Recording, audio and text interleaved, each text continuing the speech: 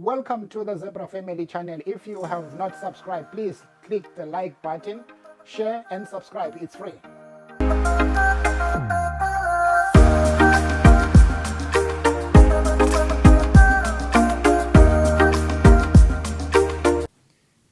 Good morning, good afternoon, good evening, wherever you are around the world. Let us look at this clip of Julius Malema warning Ramaphosa immediately he was elected to be president of South Africa. He warned the president to be the president of corrupt-free country, and he warned the president not to work with the Stellenbosch. They know his proximity with Stellenbosch.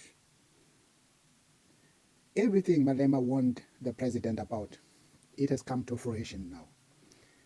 Because when we look at ANC now, has fallen below 50%. Why? It was because of the corruption that was within the ANC, not carrying the mandate of the multitude of people of South Africa. And when you look at the warning that was given by Malema in Parliament, he was just straightforward to the point, telling the president to do what is right for the country and follow the constitution of the country and the courts of the country. Other than that, then it will mean the house will degenerate. And he was warned that he might not even finish his term if he goes on the same way. We remember that there was Phala Phala. Phala Phala was defended by the majority because ANC used the majority to defend corruption that is within the organization. And now the same Phala Phala and the CR17 documents that are sealed, now it will come again. And now it's what is going to haunt Cyril Ramaphosa. If he had listened to Julius Malema, he wouldn't be in this kind of position. Sometimes people take Malema for granted when he says things. But when he says something, he means it. Mbalula knows Malema very well. That Malema always faces you because Malema doesn't care. But as long as he tells you the facts as they are, he will tell you straight in your face. Mbalula is a witness of that. And even one of the videos he said about that Malema is one person that cannot hide anything. He will just tell you right in your face if you are messing up. And what surprises me is Mbalula. Mbalula knew about Cyril Ramaphosa, and Mbalula is the one now who's defending Ramaphosa, saying anybody who comes with a deal that Ramaphosa must be out, that deal, they will not entertain that. But listening to what Mbalula said, and it's in the same video here, he knew that Ramaphosa was not working for the people of South Africa. He was working for the Stellenbosch mafia. But today, it's the same Mbalula who is incubating Ramaphosa, saying a lot of things. And even when Zuma warned that this is people, they don't want to vote for the ANC because this is no more the ANC he knows. But nobody listened until MK was formed. And today ANC is in a big problem. Would they have got into this problem? The answer is no. Will they listen to Malema, the president? Will the president listen to Malema? The answer is they would be in power. There will be no power sharing by now. It was going to take time, but though it was going to come, but it was going to take time. So now, Ramaphosa has destroyed the ANC. But what surprised me, Mbalula is even worse. He has got no backbone. He goes left, he will go left. When the wind goes the other direction, he's just somebody who goes with the wind, whatever direction the wind takes. Thank you very much. I want to take this opportunity to congratulate Mbokoto Mkonto Wesizwe Thandi Modise, the militant and uncompromising woman who led from the front when it was not fashionable to do so. Here, the ANC has managed to deploy a trusted force of our people. And for that, we congratulate you. We hope we'll work together, Metandi. There will be heated moments. There will be a robust debate. You should never degenerate and be partisan when the house degenerates. You should remain a speaker and be a speaker of all of us. Because if you degenerate, you'll never get this house in order. Always know that you might be coming from a particular political party, but sitting up there, you now preside over all of us. We are all your children, and you must not discriminate us. treat us equally with respect, will return the favor. Once we feel targeted and neglected and rejected, we shall show you the other side of us. So if we all treat each other with respect, we have nothing to worry about. We grew under your leadership, and we know when we see you, we see Winnie Mandela in action. And we are happy that you are not part of the people who once denounced and disowned Winnie Mandela. You stood with her when it was not fashionable to do so. That's why you are a dependable force of our people. Deputy Speaker, we congratulate you and we hope that we'll work together for the next 5 years. You had a difficulty with 25. I don't know how you'll manage with 44. I hope that you'll indeed try to navigate through and make sure that we succeed.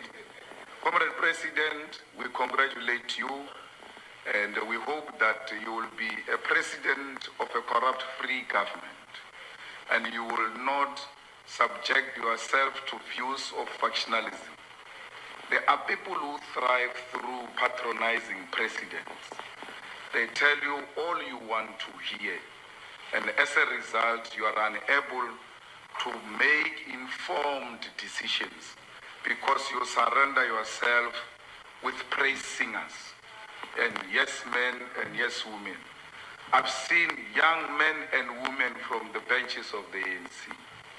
Maybe it is time to consider them so that they can come to you with fresh ideas, with new ideas, and if they don't like positions, they will be able to be honest with you. You need someone who's going to be honest with you. The position you occupy needs someone who's going to be honest with you because those who failed were told many a times that they are right even when they were wrong.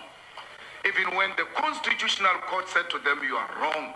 Even when the Public Protector said to them, you are wrong. Those around them kept on telling them they are right. And that's why they got it wrong. You must never ever listen to those who say you are right against the courts of South Africa, against Chapter 9 institutions of South Africa. Those are the institutions which are meant to defend our democracy, and they will forever guide us. So, President, there are people who served long in cabinet from Mandela's time. I have nothing against them.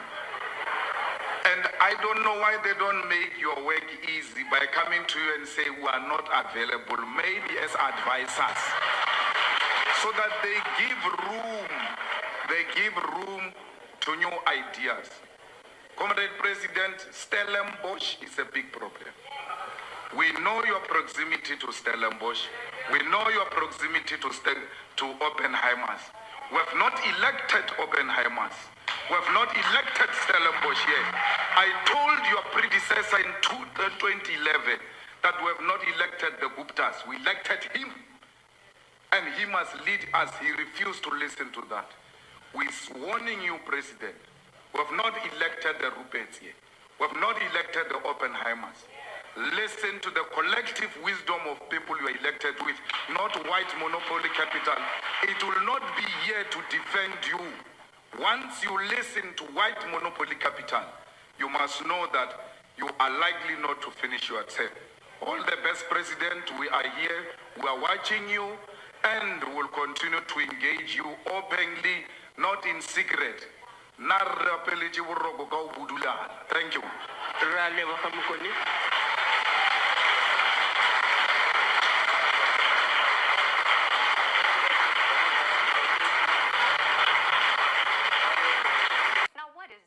Ramaphosa, you need to explain to us because it does not look good.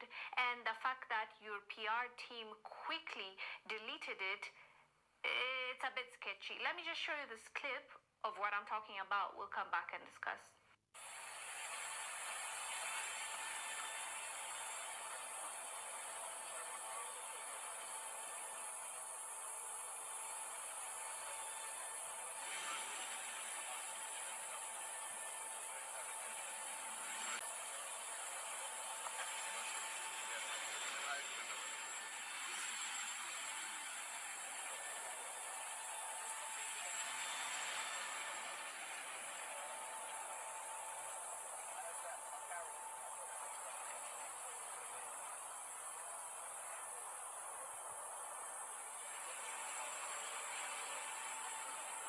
as you saw in that short clip, you can see him shaking the hands of officials, and he skips the black officials.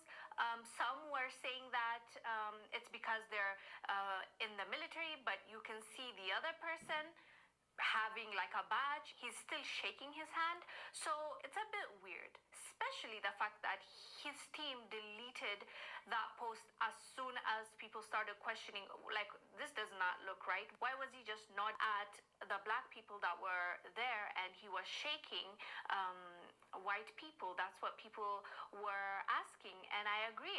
I want to understand why. What's going on there? Like, he needs to tell us, because at the end of the day, he is the leader of South Africa. Majority of the people there are black, and you are a president of a black nation. So if anything, like, you need to be hugging your brothers and sisters more affectionately, not avoid their shake. So let us know down below, fam, if you have any idea why this happened, especially if you're from South Africa, and if there's a context that we have missed. Anyways, fam, let us know down below what your thoughts are about this. I am Wangel Zalala. He says he wants to rescue the ANC. He doesn't want to rescue the ANC. He is working with our enemies in that rescue plan. He's working with our opponents in that rescue plan. And correctly so, there are people in the ANC who follow him. If the ANC wins and President Ramaphosa keeps his promises, things will get better. So during those negotiations, were you happy with President Cyril Ramaphosa being part of the negotiations? No, we questioned, where does this man come from? I didn't even know whether this man is a politician or what. I only saw him when he went to receive Mandela with an umbrella carrying. I didn't know whether he's a bodyguard or what. We didn't know that man. So it's true that at some point, Ubaba Oliver Tambo asked to Ubani. Exactly. Everybody questioned. We also questioned ourselves. Seeing him for the first time? For the first time. Read his struggle credentials. You can't find Cyril political.